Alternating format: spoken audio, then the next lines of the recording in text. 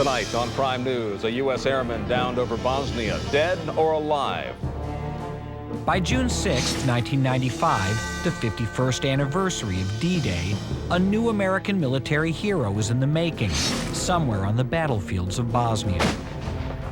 But downed Air Force pilot Captain Scott O'Grady wasn't thinking about glory. After 4 days behind enemy lines, he was just trying to survive. My primary goal at that moment of my life was not to get caught by the enemy, because I knew that if I did, I was probably going to be either killed outright or captured and tortured or beaten up very badly. Scott didn't feel safe during daylight hours, so he stayed hidden until dark. We all have a fear of death, and I came to terms with death when I was out there in Bosnia. I did a lot of praying out there, and I did a lot of soul searching. I actually felt I could hear Scott, and he was saying to me, "Mom, keep the faith. Keep the faith." Meanwhile, media from around the world picked up the story. NATO has launched a massive search and rescue effort for the downed pilots. It was this whole week of high expectations and hopes and then being dashed, and so you're on a roller coaster ride the entire time. That's all we did, continuously just watch television. And the only time we took a break was when we went to sleep. William O'Grady's son wasn't getting much sleep. After 5 days on the ground in Bosnia, Scott was tired and hungry. There was a decayed worm being eaten by a nest of ants, and ants are a source of protein, so I ate about a dozen of them. The most important thing of all is to have a will to survive, to have something to live for. On his 5th night in Bosnia, Scott climbed a nearby hill so his radio transmissions could travel further. I'm now very concentrated and determined to find something on that radio.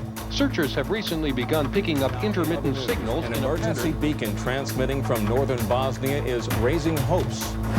The next day, on June 8th, F-16 pilot Thomas Hanford was on patrol, searching for Captain O'Grady. He was calling on the blind Basher 1-1 for Basher 5-2. Basher 5-2 was Scott's call sign. Basher 5-2, this is Basher 1-1. You're loud and clear. Oh, I mean, you just wanted to scream. You know, you had every emotion rushing through your body. Copy that, you're alive. Here you are, dead to the outside world for 6 days. You know that now the cavalry is on the way.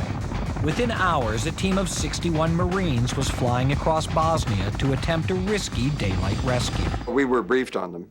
The president was, I was. But in a case like this, you don't want amateur opinions when professionals are doing their job. Clinton and Lake stayed up late into the night, keeping tabs on the mission. It was very daring, but we were convinced that it had a real chance of success. It was about midnight in Washington, D.C. when the rescue team reached its target. I look up and I see a United States Marine Corps helicopter breaking over the horizon out in hostile territory there to save my life. I would never, for as long as I live, ever forget that moment. Okay, talk to me, we're coming out. Scott came out of hiding and sprinted to the chopper. You see him running through the brush with his pistol in his hand, making his way to the aircraft. It's not a scene that I'll soon forget. The rescue team came under fire as they flew O'Grady away to safety and his 15 minutes of fame. This is CNN Breaking News. Military brass began briefing the press on the good news before Scott's helicopter even landed. There may be some new information regarding the F-16 pilot who was shot down over Bosnia. We have picked up the pilot that was shot down on the 2nd of June. And I told the president that there was nobody else in the West Wing. I knew there was a rule against it, but I was damn well going to smoke my cigar. And he said, well, why don't you come on up to the residence and we'll smoke cigars together. It's a great day for the O'Grady family. I think instantly, all of us thought, that's one hell of a story. We'd like to do it. A downed U.S. pilot's dramatic story of survival. On June 10th, after 2 days in the hospital, Scott relived his harrowing adventure for reporters. Basher 5-2, this is Basher 1-1. You're loud and clear. Copy that, you're alive. Oh, I can't tell you. I can't tell you the feelings and the emotion. It's wonderful. In the driveway, there were all these TV vans. There was no way I could get out of the driveway. How you guys feeling? Fine, we're feeling great. We're excited. The next day, Scott was flown back to the USA and a hero's welcome. It was an emotional welcome home for Captain Scott O'Grady as he stepped from the plane that brought him to Andrews Air Force Base near Washington. Cameras captured Scott's emotional reunion with his sister, Stacy. There was an extreme release of emotion at that point that I don't think either one of us knew and quite knew that it was going to reach that point. It was quite emotional because they were both crying. You could hear them.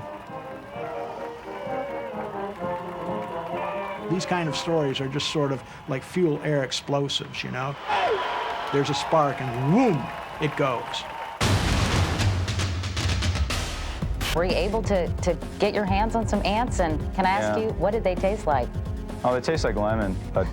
Lemon? Yeah. I was glad you didn't say chicken. On the phone is the former First Lady of the United States, Nancy Reagan. Are you there, Nancy?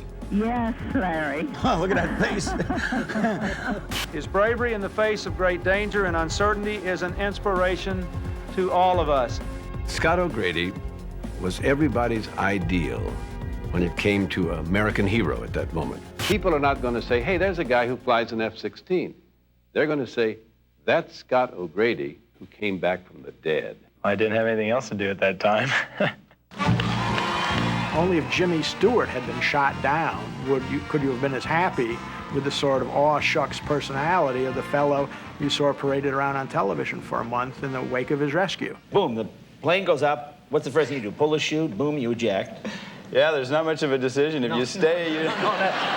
This was a godsend to the military and to the administration, and they did capitalize on it. The Pentagon capitalized on the story and controlled it, assigning public affairs officers to the hero and his family. Basically, the PAOs were there to spurn calls from print reporters. You want to do television? Sure. You want to do Leno? Sure. You want to do Letterman? Sure. Hey, I'll tell you what, Jay, I'll eat some if you do. The Air Force, doesn't care about the 3 people who still read papers. Now, how do you eat them? Here, you gotta kill it? You know it's good? Mug them down. There you go, Jay. Maximize your firepower. That's what the Air Force is trained to do. Maximize your firepower. You got 15 minutes to spend it with a TV guy. This was more performance art than, answering real questions of military significance. And it was very carefully scripted. My answer to any reporter who was upset that he couldn't turn this story into a larger piece on Bosnia policy or whatever is too damn bad. This is one of those very few stories in which you can set aside cynicism and simply enjoy what happened. Try to interject, yes, but let's talk about the policy, and let's talk about the things that are going wrong right beyond the stage would have been ridiculous. That's another story, but not the one we were doing.